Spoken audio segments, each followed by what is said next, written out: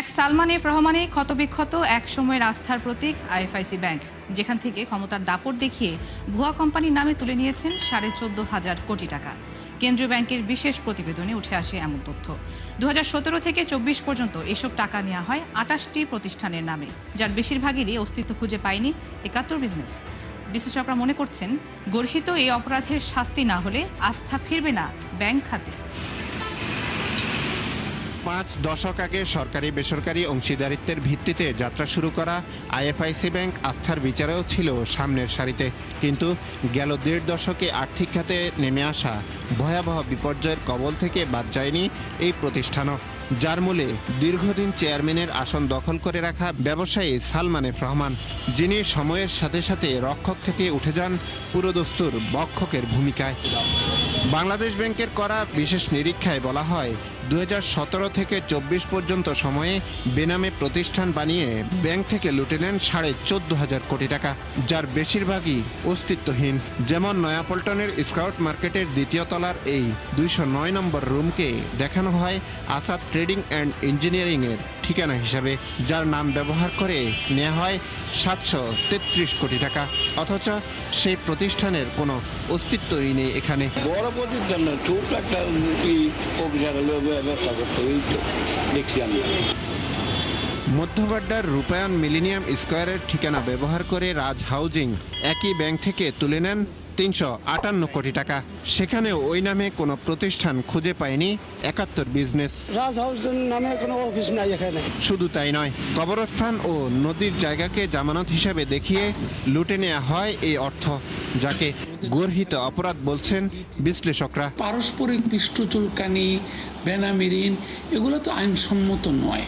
পৃথিবীর বিভিন্ন দেশে conflict of interest, ultimate beneficiary owner clearance, এগুলাকে ক্রেডিট পলিসির অংশ করে ফেলা হয়েছে। বাংলাদেশ ব্যাংক থেকে অডিটটা পড়ে যায়, ইন্সপেকশনটা পড়ে যায়, সেই ক্ষেত্রে দায়ভারটা বেশি হচ্ছে ঋণদাতা বাণিজ্যিক ব্যাংকের উপরে। কারওয়ান বাজারের হাফিজ মেনশনের 2য় তলায় ছিল গ্লোবাল এলপিজি নামে একটি প্রতিষ্ঠান। সেটির নামেও আইএফআইসি ব্যাংক থেকে ঋণ নেওয়া হয় 450 কোটি টাকা। কর্তব্যরত প্রহরী জানান, আগে অল্প পরিসরে কাজকর্ম চললেও উধাও কয়েক বছর ধরে। প্রথম এই অফিসটা নিয়েছে, পরে এই অফিসটা নিয়েছিল, পরে এখন এখানে কোনো অফিসই নাই। কোথায় গেছে তাও আমি জানি না। এলো আইএফআইসি আমার বন্ড।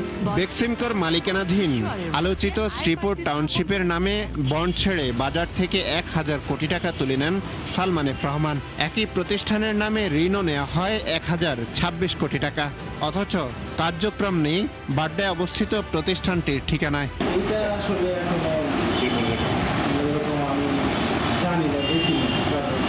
বিশেষ নিরীক্ষা অনুযায়ী 7 বছরে এরকম 28টি অস্তিত্বহীন ভুয়া প্রতিষ্ঠান দেখিয়ে মোট 14,537 কোটি টাকা তুলে নেন সাবেক প্রধানমন্ত্রীর উপদেষ্টা সালমান এফ রহমান, যার পুরোটাই এখন দায় হিসাবে পড়েছে ব্যাংকের কাঁধে। কেন্দ্রীয় ব্যাংকের স্বাধীনতা থাকে, কেন্দ্রীয় ব্যাংকের মনিটরিং এফেক্টিভ থাকে, আর রাজনৈতিক খুব শক্ত পজিশন থাকে যে কোনো অবস্থাতেই রাজনীতিকে ব্যাংক ব্যবস্থার লুটের জন্য ব্যবহার হতে দেওয়া যাবে না। তাহলে আমি মনে করি যে সেই ধরনের বড় লুটপাট বা ব্যাংক সেন্ট্রাল ব্যাংকের নাকের ডগায় ব্যাংক মালিকরাই ব্যাংকে লুটপাট করবে, সেটা আর সম্ভব হবে না। বেনামি প্রতিষ্ঠানের মাধ্যমে বেক্সিমকো ঋণ নিয়েছে এই সত্য যদি প্রতিষ্ঠিত হয়, তবে ওই সবকটি প্রতিষ্ঠানের ঋণের দায়ভার অবশ্যই বেক্সিমকোর উপর। আর যারা যারা এই প্রসেসের সাথে সম্পৃক্ত, তারা সত্যকে গোপন রেখে এই ঋণ সৃষ্টি করতে সহায়তা করলো, ঋণ গ্রহণ করতে সহায়তা করলো, অবশ্যই প্রচলিত আইনে তাদের ব্যবস্থা গ্রহণ করা হবে। বর্তমানে আইএফআইসি ব্যাংকের খেলাপি ঋণের পরিমাণ 28,174 কোটি টাকা, যা মোট ঋণের 63.36%।